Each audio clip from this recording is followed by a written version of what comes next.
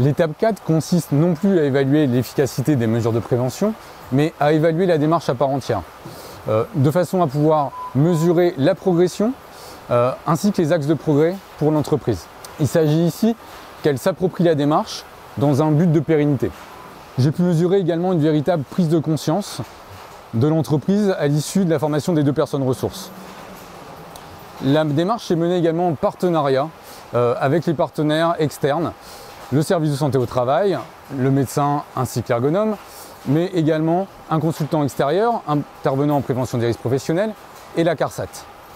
Cela a porté ses fruits puisque nous avons pu mesurer une baisse significative de la sinistralité sur les 5 dernières années. On a pu voir beaucoup de choses au sein de l'établissement en rapport avec cette démarche de prévention des TMS.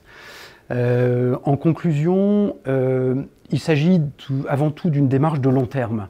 On n'est pas dans beaucoup d'actions de court terme qu'on pourrait enchaîner les unes en même temps que les autres ou après les autres.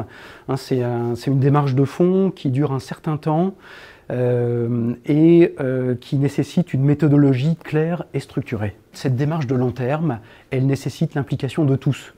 Il est donc nécessaire que chacun monte à bord, le dirigeant en premier lieu, mais aussi et très rapidement la direction, l'encadrement et enfin le reste des salariés. C'est une démarche qui concerne tout le monde et qui ne peut réussir que si chacun est engagé.